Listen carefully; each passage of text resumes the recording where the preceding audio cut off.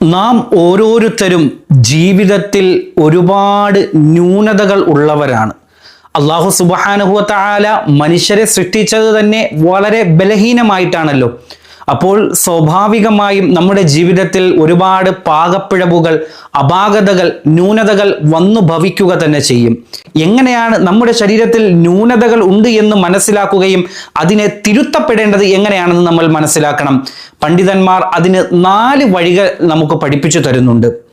അതിൽ ഒന്നാമത്തെ വഴിയായി അവർ പറയുന്നത്, നമ്മൾ നമ്മുടെ മശായിഖന്മാരുടെ, ഷെയ്ഖന്മാരുടെ അടുക്കൽ പോയി ഇരിക്കുക എന്നുള്ളതാണ്. അവരോട് നമ്മൾ സഹവർത്തിത്വത്തിൽ ഏർപ്പെടുമ്പോൾ നമ്മുടെ ജീവിതത്തിലുള്ള സ്വഭാവത്തിലുള്ള ന്യൂനതകളെ അവർ ചൂണ്ടിക്കാണിച്ചു തരുമ്പോൾ വളരെ അതവോടുകൂടി നമ്മൾ അതിനെ സ്വീകരിക്കുകയും ജീവിതത്തിൽ നിന്നും ആ ന്യൂനതയെ മാറ്റിവെക്കാൻ നമ്മൾ ഓരോരുത്തരും പരിശ്രമിക്കുകയും ചെയ്യുക. അങ്ങനെ ഷെയ്ഖന്മാരുടെ അടുക്കൽ പോയി ഇരിക്കൽ കൊണ്ട് നമുക്ക് നമ്മുടെ നഫ്സുകളിലുള്ള ന്യൂനതകളെ അവർ ചൂണ്ടിക്കാണിച്ചു തരിക തന്നെ ചെയ്യും. രണ്ടാമത്തെ മാർഗം, ദീനുള്ള ഒരു സഹപാഠിയോടൊപ്പം, കൂട്ടുകാരനോടൊപ്പം നമ്മൾ സഹവസിക്കുക.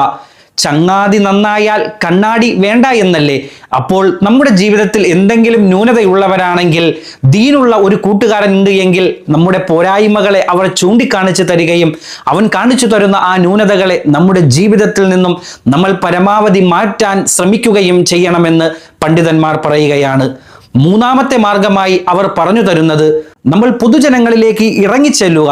അപ്പോൾ അവരിലുള്ള ഒരുപാട് ന്യൂനതകൾ നമുക്ക് കാണാൻ സാധിക്കും.